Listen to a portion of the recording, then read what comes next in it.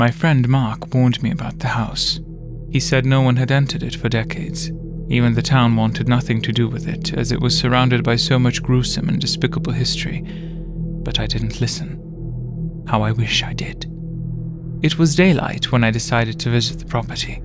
The gate was open, contrary to my friend's belief, and the house was surrounded by old trees that looked fragile, but still menacing in their pathetic and ugly state. The smell of wet grass and dead leaves was spreading across the yard. The path that led up to the house was overgrown with weeds and branches. I carefully walked towards the house, looking to the right and left, just to make sure no one else was there. I couldn't spot anyone around, not even a stray cat or a bird. It was like the whole property was dead alongside anyone that was trapped in it. I was the only living soul, it seemed, but still the feeling of being watched didn't subside. Soon I found myself in front of the entrance door, and I grabbed the rusty handle. I pushed it down, and the door opened. It was incredibly easy to get inside, unlike what Mark said. Thinking about it now, perhaps even too easy. But one couldn't notice such details at the moment. The door, like the ground outside, felt wet, and it almost felt like rotten wood. It was exposed to weather without any protection for decades. No wonder that was the state of it, I thought. I stepped inside, leaving the door open behind me. I could see the busted ceiling and how the water dripped to the scratched-up floor, making it dangerous to walk on. The walls were perhaps once beautiful, as the pattern under all the dust and cobwebs indicated, but now it looked like a neglected mess. One strange thing was the smell that the house radiated with, the smell of what I can only describe as rotten eggs. It filled the room in what felt like a thick layer of stench, and my lungs were yearning for fresh air. Every step made a creaking sound on the floor. The most unsettling thing, I heard the same sound come from upstairs, right above me actually. I breathed in heavy, staring up in fear and anticipation for another step that someone might make.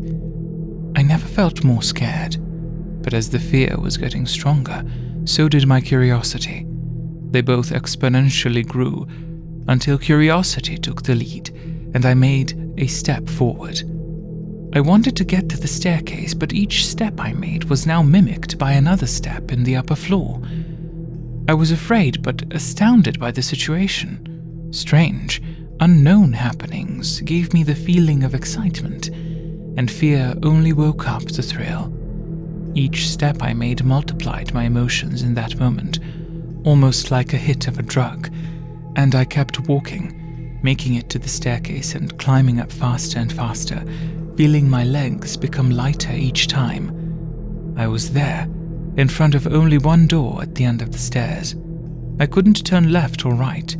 It was my choice to either go back or move forward. I made the wrong choice. The door opened almost on its own, like it knew I wanted to come in. The whole house felt like it was awakening with my emotions. I had a feeling we were breathing together, coexisting, feeding off of each other. I don't know if I ever felt the same in my life before that. I walked in, almost with an inkling of hesitance, but that was the last human emotion I felt. After that, a dull knock on the back of my head forced me to fall on the ground. A flash of light, or lack thereof, blurred my vision, and for a moment I couldn't see anything.